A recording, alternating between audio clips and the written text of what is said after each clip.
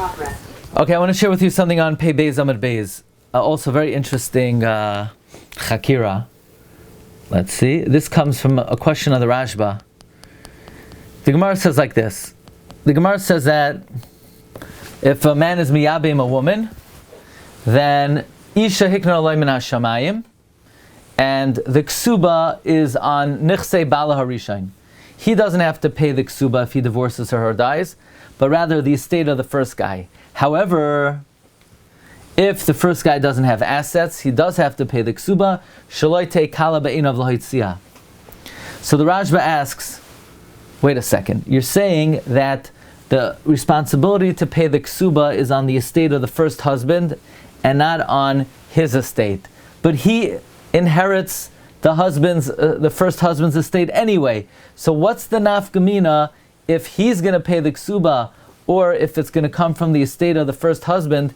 Either way, he's paying it because he's the one who inherits the estate of the first husband. V'im toimar, says the Rashba, kiven de la'olam isla ksuba minei, my nafka lamina I isla me rishain I minei.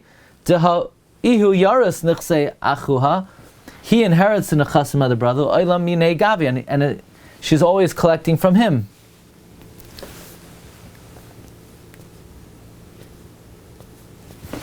So let's see the Rashba's second answer. The Rashba says something very interesting. How much money does she get for the ksuba? Does she get 200? She was a basula when she married the first guy, but now when she marries a second guy, she's a ba'ula. So if the second guy divorces her, does she get 200 or does she get 100? Says the Rashba, inami lamana umasayim. The shaila is, does she get 100 or 200? Di'i al nichsei rishain isla masan. If it's from the first guy's estate, she gets 100. She gets 200. Ve'i misheni lesa elamana. But if it's from the second, it's only 100. Dechi takinu la rabbana misheni. When the rabbis were masakin from the second guy, dafka mana, daha ledidei beula neseislai, because for him she married him as a beula v'loy besula. So if the first guy has assets, then she's going to get 200, and if he doesn't have assets and she's going to collect from the second guy, then he married her as a beula. She only gets 100. Very interesting. What exactly is the Iyun over here, whether she gets 200 or 100? Because there's an important chakira. The chakira is as follows. How do we view the chiyuv of the Kesuva on a Yavam if there's no estate for the deceased? Is it a new chiyuv that the Chacham are masakein a ksuba on the Yavam, or is it that he just has to take care of the deceased's former obligation? In other words, the din is that if a man is miyabim a woman, and the ksuba is going to come from the estate of the first guy, provided he has assets. If he doesn't have assets, it's going to come from the estate of the second guy. But the question is, how do we view the responsibility of the new husband if the first guy doesn't have assets? The first guy doesn't have assets.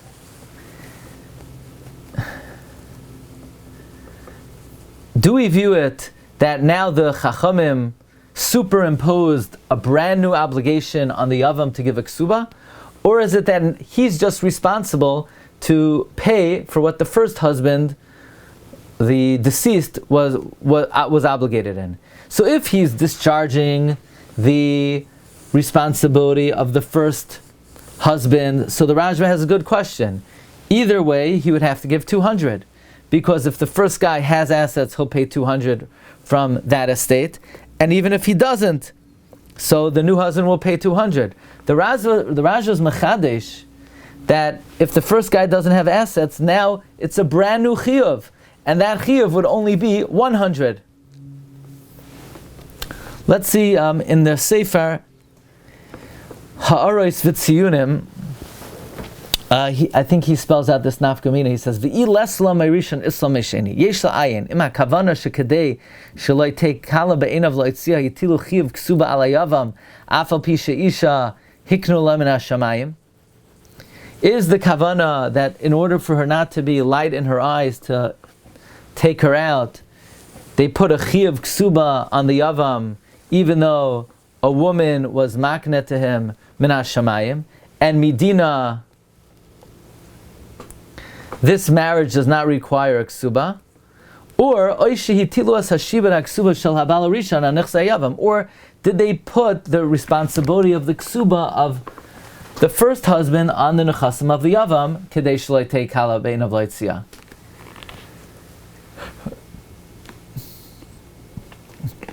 Right. So the chakira is: does the Yavam have to pay? Is the Yavam paying a new obligation, so it should not be easy for him to divorce her, or is it that he's now responsible for the original chiyuv? So if you look in the second paragraph, he quotes the Rashba that from the first guy she would get 200, and if the first guy doesn't have, she's goiver from the Yavam only 100. The Ra'ah says he doesn't agree with that. The Ra'ah seems to say that she would get 200 from the Yavam. The Shita Mekubetzes also says that. What's the machlokes? He says, "L'chayra pligi b'safek hanal shehasoivrim sheyesh la maneh." Those who hold she gets 100 sfirle shehachiv hu al nesuei hayavam. The chiv is on the marriage of the Yavam. V'yav sheisha hiknu la min hashamayim. Even though he shouldn't have any responsibility, mikol makom kedei shloi tei kala be'enav lo'itzia, they were mechayiv him in a ksuba on his nesuin. So in other words, the heavens gave him a wife. He really shouldn't have to give her anything, but so that it will not be easy for him to discharge her, they put a new chiyuv of 100, but he only married her when she was a ba'ula.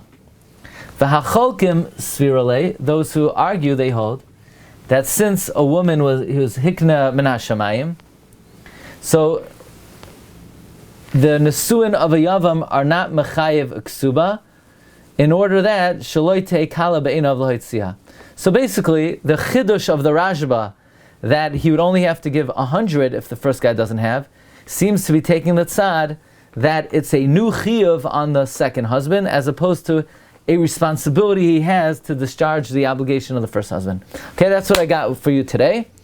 Have a great day, and Be'ezus Hashem, we will continue this week, hopefully a regular schedule Monday and Tuesday night. Okay, have a good day, everyone. Kol tov. I have a question for you. Oh.